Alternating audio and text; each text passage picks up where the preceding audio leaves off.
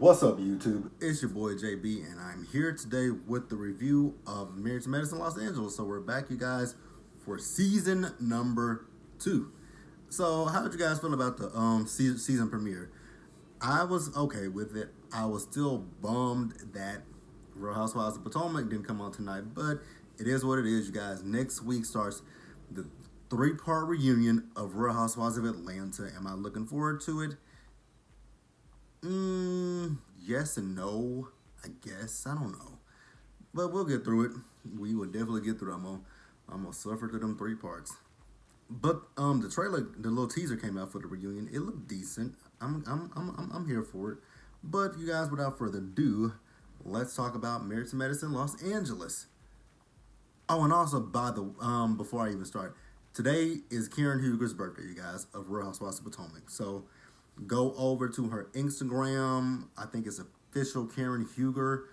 Go to her Twitter, wherever you can find Karen at, and just wish your girl a happy birthday. I will say one thing about Karen: she looks phenomenal for her age, like amazing. But enough about that, you guys. Let's go ahead and just talk about Marriage Medicine, Los Angeles.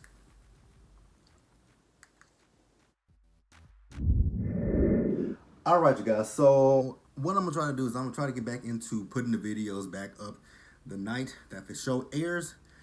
If you guys don't get the video the night that the show airs, it'll be up the next morning. So if you don't get it on the night that the show airs, it's either because I went to sleep, wasn't feeling good. You know, you guys know I'm ready to go get my eyes checked because my headaches haven't been as bad here lately, but they are still a little bit bad. So just know that if you don't get the video on the night, I either went to sleep or I just wasn't feeling too good. But I'm feeling perfect tonight. I'm feeling amazing. But let's talk about Married to Medicine Los Angeles. Before we actually talk about Los Angeles, let's talk about Atlanta. So you guys, if you guys have not been keeping up with what's going on in the world of Married to Medicine Los Angeles, um, not Los Angeles, Atlanta. So recently, I forget how long ago. This was like maybe a few weeks ago when Mariah was on her Instagram and she went to her mailbox talking about she hadn't got her Married to Medicine contract. How did I mean, I didn't think she should. I don't think she necessarily should have done that. I mean, that's something that we don't need to know. If you return, you return. If you don't, you don't. I mean, there have been shows where people film for a full season and they think that they're going to get a contract, but at the end of the season, they don't get the contract. I.e., Sutton from Real Housewives of Beverly Hills. She filmed the whole time she was actually full time with the girls the whole entire time, but she didn't. She got cut at the last minute. So it's give and take with certain people. And then also, Quad. I don't know what the fate of Quad is. Quad is talking about that she's been talking to the big ups at Bravo. Don't really know what that means. You guys know that she lost her job with Sister Circle Live because that got canceled. I know some people are upset about Sister Circle getting canceled. I quite honestly don't care about Sister Circle getting canceled because it wasn't that great of a show to me. But I hate to see people lose their jobs, but it just wasn't that good of a show to me. Um, and then also last week, I believe it was on Doctor who was it? Simone. So she was on her live, I believe it was, and they were talking, and it was her and Toya. And boy, when I tell you, it was Toya drunk. Toya was drunk. She was talking about, I believe, if I'm not mistaken, they were talking about the relationship between Jackie and Simone, which I thought that they made up at the reunion, but whatever. They were also talking about Heavenly. I think they said that Jackie's house is finished, but Simone hasn't been invited over. Simone doesn't feel like she's going to be invited over until the cameras are rolling. It's a lot going on with them. And then Heavenly went on her, I don't know if it was her Instagram live or if it was her YouTube live. And, she was talking, now see, this is what I don't understand. Like, she shaded Toya, and we're going to talk about that in this episode, how she shaded Toya, which I didn't think it was even necessary. But she shaded Toya talking about the fact that, damn, if I, what did she say? What was her, I don't want to, what was her exact, I know she said she needs to find a bitch that don't do nothing. Oh, Toya. Let me call up Toya and ask her, what the hell do you do all day? Like, come on, Heavenly. Like, that's tacky. Because that was really tacky. I think that was tacky, but it's Heavenly that we're talking about. And we're going to talk about how tacky Heavenly was in this episode review. So, you guys, let's just go ahead and just jump into the review. All right, you guys. So, we're going to go out of order for the episode. So, the girls from Atlanta, they came to LA. It is Dr. Contessa, it is Dr. Heavenly, it's Toya, and it's Quad. I could have done without Heavenly and Quad, but I mean, it is what it is. I really could have done without Heavenly. Just keeping it 100% with you, I could have done without Heavenly. Now, I do 100% love the relationship between Contessa and Dr. Britton. They went to college together, and then they also went to the military together. And Scott introduced Britton to Mac because they were friends. I'm like, oh wow, that is cute, you guys. The fact that their husbands are friends and they were their best friends, absolutely love it. Now here's my question for Heavenly, because Heavenly, they got to the they got to the villa. Again, you guys, like I said, this villa is bad fucking ass. Oh my god, this villa is badass. Um, Now I don't understand Heavenly. Heavenly felt the need to shade Toya in this scene. Well, actually, in her interview, talking about the fact that Jasmine is the LA version of what Toya wishes she could be, and I'm just sitting there thinking to myself like, why, Heavenly? It makes it seem as if you're jealous of Toya, because we cannot deny the fact that Toya has a badass fucking house. Like, I love Toya's house. Now, at the finale part, I was wishing that with Toya's house, they would have had at least some furniture in there. But, that's on Toya. If she didn't want to have furniture in her house, that was on Toya.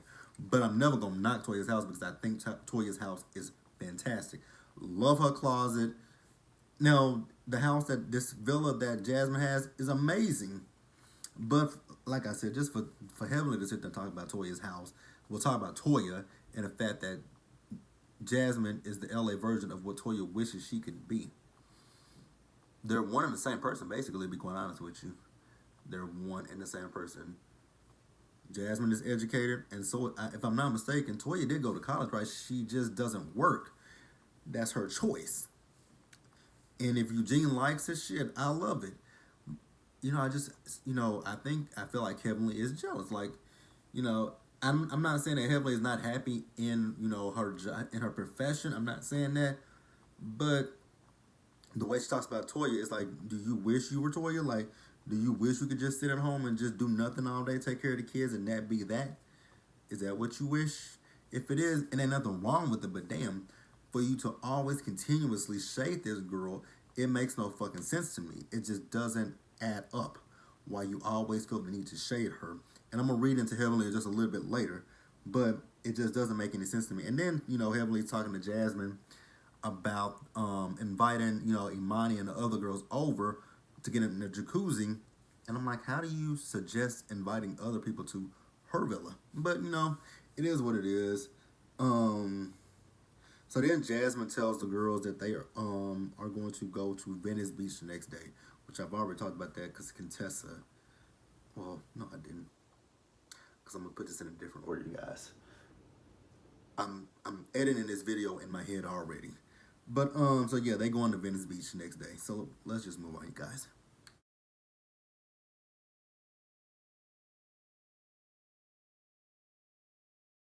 All right, you guys. So this season, pretty much we have the same cast that we had from last season, with the exception of two people. Dr. Noel is gone, and so is Asha. Now, speaking of Asha, congratulations are definitely in order for Asha. She and her husband had a baby girl. So congratulations, definitely in order for her for that one. Did not see that one happening, but congratulations to her. And I'm not shading her. It's just from what we saw last season, it just did not seem that her husband wanted a kid. But they have one nonetheless, and congratulations are in order to them. Now, speaking on the show, we're gonna start up with Dr. Britton. So Dr. Britton, she's officially an LA native. She and Mac. Now remember, at the end of last season, she told the girls at the finale party that she would be, leaving, going back to Florida. because at that point she had not found a job. But I was like, but then I was remembering because I was actually watching the last episode before the new episode came on, and I was like, but didn't the woman call her and extend her that offer for that job? But I feel like most of this stuff with Britain is just for the show's sake. I feel like it. I might be wrong, but that's what I feel in my gut. Then we also find out that with Britain that her husband is not sleeping in the bed with her because the kids are sleeping there and he's sleeping in another room. And I'm like, wait a minute. Take how old are how old are the kids? But those kids are old enough. Like, go sleep in your bed. Mommy and daddy sleep in their bed. I could see that they were like 3 and 4 years old, but they ain't even that. Like, tell them kids to go sleep in their own bed. Now, I will say that Dr. Britain and Dr. Imani are like my two favorites on this show. And I mean, I like Shanique. I like Shanique for the most part. We didn't get to see a lot of Jasmine last season, but we looks like we might get to see more of Jasmine this season because she's a full-time cast member. But that's besides the point. But yeah, Britain, tell them kids to go sleep in their fucking room. So she also says that Mac is not really adjusting to life in Los Angeles, more so because one, the house that they had out there in Florida was bigger than the house that they have in Los Angeles, and Mac feels like it is a shoebox. And I'm pretty sure, the traffic is probably different. Well, actually, I don't know. I don't know, you guys. Because I'm an adjuster, and I work claims that come from Florida. And that is the bulk of my day. Florida. I don't know what it is. No shade to you, to anybody who lives in Florida. I know I have some subscribers who live in Florida, but no shade to you guys. What the fuck is going on with y'all in Florida? Y'all have so many fucking accidents down there. So many accidents. Rear end accidents. Parking lot accidents. Like, I had never heard of Publix until I started working for State Farm. And there's where a lot of accidents I see. Publix. Is that a supermarket or something, you guys? Please let me know, because I've never heard of Publix. Never. But Florida, my people in Florida, I don't know what it is about Florida, but damn. The states that actually I work southern states at that. I work southern, yeah, all my states are southern. And the top 3 states that I see claims come from is going to be Florida is number 1, followed by Louisiana, and then followed by Kentucky. Those are the top 3 states that we see claims come from. But number 1 on the list is Florida. Florida. You guys have a lot of accidents in Florida, and I'm not talking because Texas has a lot of accidents as well. But I don't work Texas claims. Thank God I don't work Texas claims. I feel so bad for my counterparts who are working Texas because they work Texas and Georgia. Oh, I feel bad for some of my coworkers that I know are working Texas and Georgia because I'm pretty sure the claims are going to get me out of pocket right about now. But back to the show, you guys. So we see that Contessa calls Britain, and so this is when they made it. This is after they made it to LA. I know I'm going out of order, but just bear with me, you guys. So Contessa asked Britain, was she gonna go to Venice Beach with them? And Britain was like, hell no, I'm not going to no Venice Beach with y'all. Unlike some people, I gotta work. They're doctors' wives. I'm a doctor, so I gotta go to work. I'm like, oh, that was a little bit shady, but I was here for it. I was definitely here for that one. Let's move on, you guys.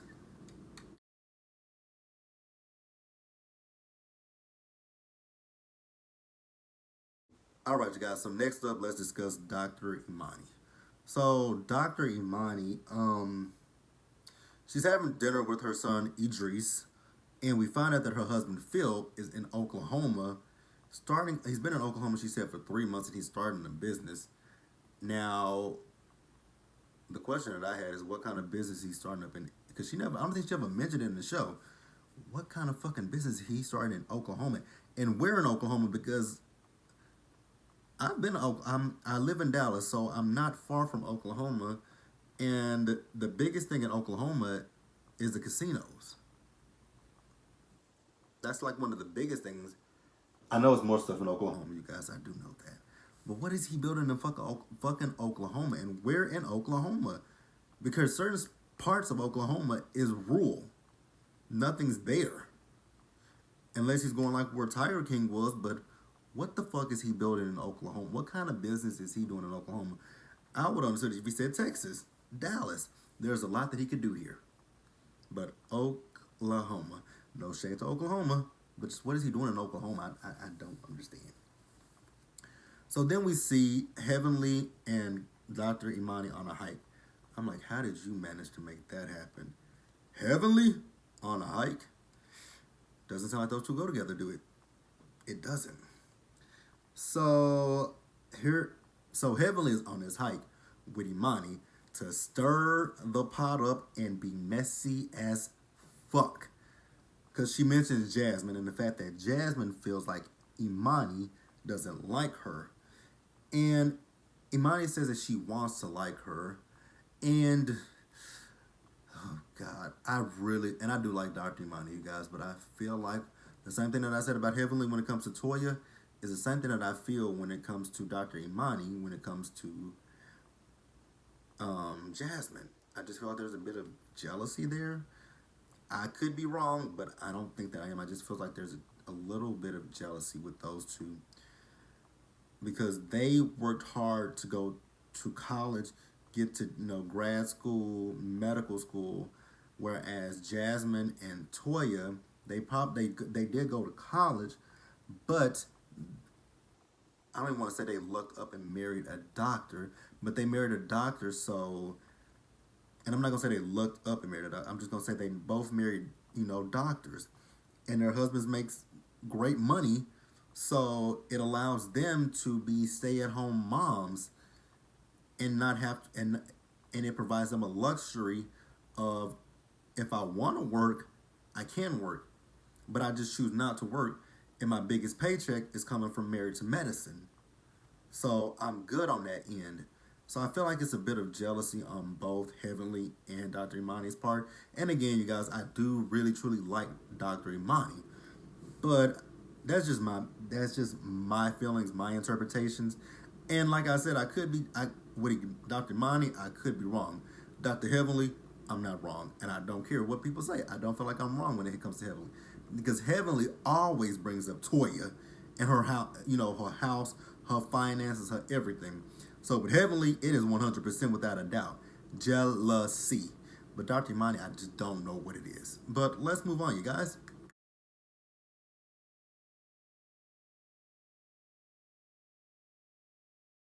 All right, you guys, and then we're gonna close this episode out with Jasmine, which I was surprised when I, had been going, looking through through everything, because I've been following since they, started production, so I was slightly surprised that they brought Jasmine back, because I felt like last season with Jasmine, and this is just my opinion, you guys could differ from what I feel, but I felt like Jasmine, and I feel like what happened is Jasmine didn't reveal too much about her life, and that's what actually got her demoted, I feel, because she didn't want to talk about her husband. But the funny thing was, like, after the show wrapped, on her Instagram, she showed a photo of her husband. I'm like, oh, wow. We see a picture of her husband. But then on this episode, they blurred his fucking face out. So I'm like, huh? I don't understand when it comes to Jasmine. But, I like Jasmine nonetheless. I'm not saying that I don't like her. But I think she's okay. So then we do see that she and Shanique, they are still hanging strong with each other. She is talking about the fact that once again, I love that fucking villa. Man, if I could afford something like that, I would. Oh God, you wouldn't be able to tell me shit. It is 4 stories, or 4 floors, or 4 whatever. Oh my God, you wouldn't be able to tell me shit. She's doing a concierge business. I didn't really 100% pay attention to what she was talking about. When Jasmine talks, it's kind of Valley Girlish. Like it's just like very Valley Girlish, and it's just like in one ear and out the other ear. I hate to say it, but it just feels like that to me. So then we do see Jasmine. She goes out with the girls. Heavenly did not come. And I'm trying to figure out what the fuck does she eat. She was asking if they had egg whites. And I'm just trying to figure out what does Jasmine eat. No shade to a banging body. Um, we see though the girls they went on scooters. Everybody was getting the hang of the scooters with the exception of Shanique. I'm like, Shanique, you just don't hold the brakes. Just kick it. Actually, here in Dallas, I don't know if they took. I think they took those away because the homeless people up here was the homeless people up here was taking like the bikes and the scooters, and more specifically those bikes. But even with the scooters, they would take the scooters and ride around the street with them with their stuff in it. So eventually, because especially in downtown Dallas, that's where it was notorious for. That's where it was notorious at. In downtown Dallas, for them to just go down there, take those damn bikes and scooters and just keep them for themselves. Which I don't know how they did that because you had to have an app. You know, I'm not even. That is interesting. But I haven't been in downtown Dallas in a good while. I actually hate going downtown. I actually hate downtown Dallas. It is the worst. God, I hate downtown Dallas. I really hate downtown Dallas. But that's enough for me. So then, Jasmine talks about the relationship with Imani. And she says that she has no issue with Imani. She just feels that she doesn't get any respect from Imani. And I can, I definitely see that. And then she talks about the fact that if you Google her name, what pops up is the fact that, what Dr. Imani said last season about that her house, that it looked like a drug dealer's house. Which, I mean, okay. But I don't think that was that big of a deal. We're going to talk about that in just a few minutes. I don't think it was that big of a deal, but we'll discuss it. All right, you guys. Now let's talk about Jasmine's party. So at her party, we're introduced to another new cast member. Her name is Dr. Kendra, who's an OBGYN. She met Dr. Britton because Dr. Britton was her anesthesiologist. Her son is a cute little thing. Now here's the thing that got me with Heavenly. So Heavenly, I was slightly irked by Heavenly because the fact that she sat there and judged that girl about the fact that she wore a crop top and she just had a baby. I mean, shit. What's wrong with her wearing? I mean, I'm not gonna judge her because she had a crop top on. I'm not gonna judge her if that made her feel beautiful. I'm gonna be like, what, girl? You did that. Like, and the outfit actually really did look good. I'm gonna tell her, cool. What I would say to her, like, girl, you just had a baby and you look like that. Cool. Like, cause we saw her when she was pregnant, and I mean, we saw her when she was in the scene with Dr. Britton when she was pregnant. So she looks fantastic. Like, there's nothing wrong with her. The woman had a baby. Like, I don't know why. I don't know. And I think it's I think women are plagued by what you see on social media when you see these women who have these babies and then they go get this surgery to get rid of everything, to flatten their stomach, lift their boobs and everything, and sometimes fix their ass. But that's unrealistic. There's nothing wrong with. I don't think there's anything wrong. I mean, you carried a human life in you for 9, possibly 10 months. So there is absolutely nothing wrong if you have a little stomach, if you have stretch marks, if your body ain't, snatched back like it, snapped back. There's absolutely nothing wrong with that, ladies. And I want you guys to hear that from me. I don't think there's anything wrong with it. Like, again, you carried life in your body. So don't feel any kind of shame or pressure to look a certain type of way. And I'm so happy that Dr. Kendra felt comfortable enough to wear that outfit. I'm so happy she felt comfortable enough because I don't see anything wrong with it. I saw nothing wrong with it because I know there are women that I do know who, there was a girl that went to my high school with me and she never dressed for her size. And she was a pretty girl, but she always wore clothes that just didn't fit her. And it's just like, that's the only problem I have. And that's with men and women. Wearing clothes that don't fit your size. Buy clothes that fit you. If you gotta go to Lane Bryant, if you have to go to the big and tall store for men, wherever you gotta go, if you gotta go there, buy the clothes. They do look good. Like dress for your shape. That's how I feel. But I think Dr. Kendra looked amazing. People might disagree. I don't care. I celebrate. Especially I celebrate women. I celebrate women more specifically than anything because women get a bad rap. So I celebrate women, without a doubt. And I think she looked good.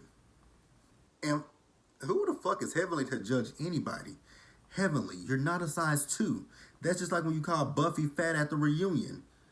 Heavenly, you ain't skinny.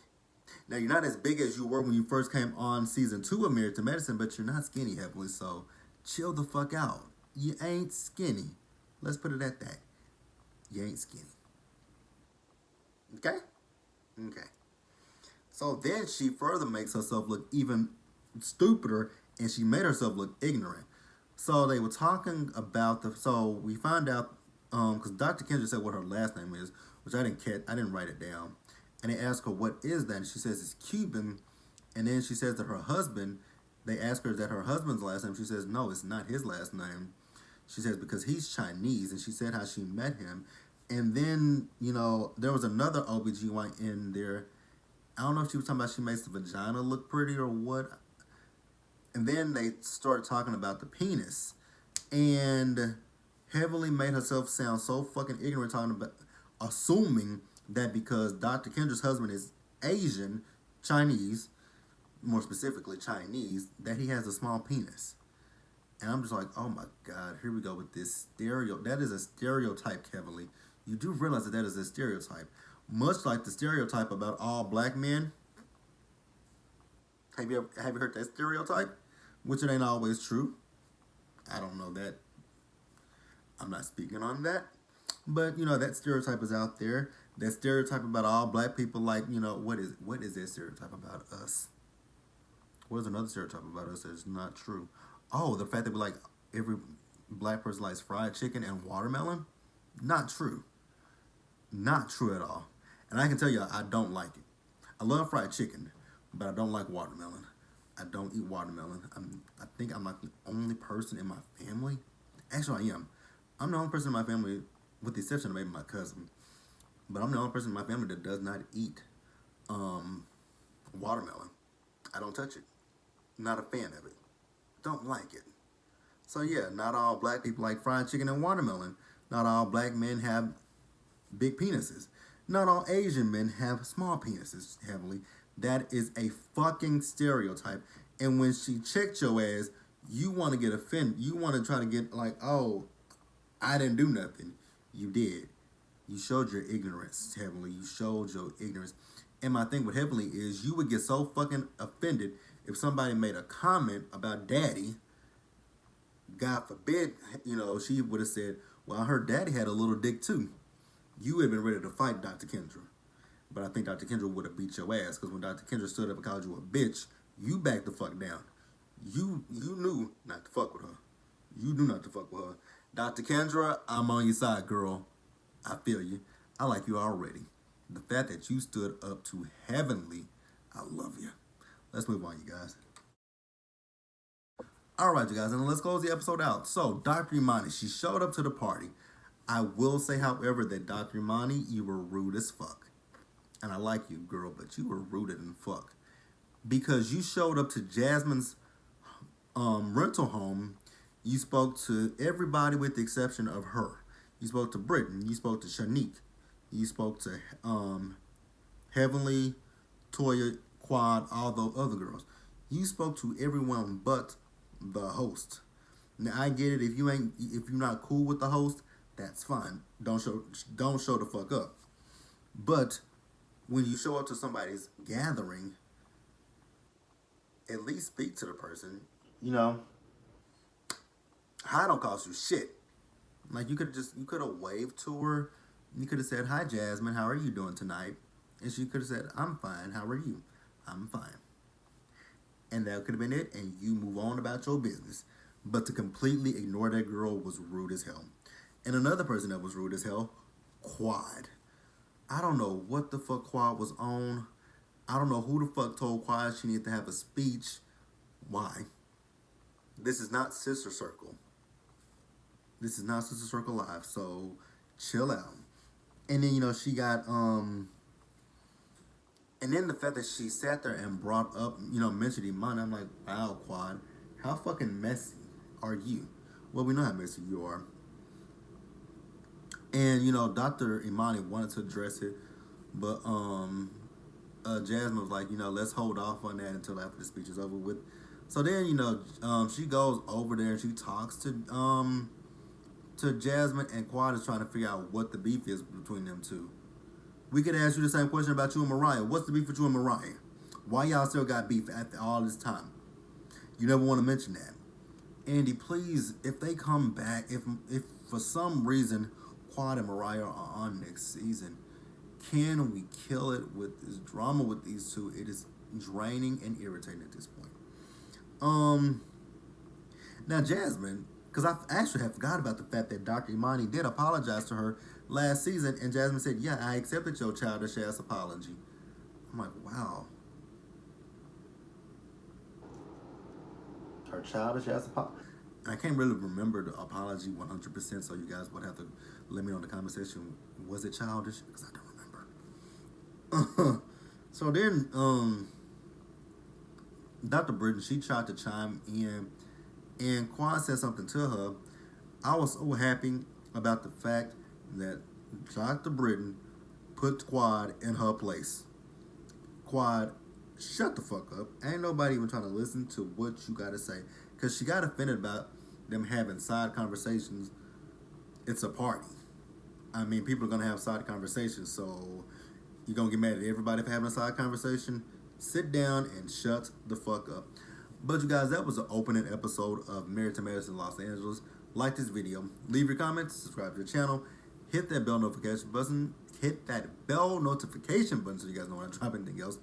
Please share this video, and I will see you guys in the next one. And until then, you guys, please stay safe and take care of yourselves. Peace out, you guys.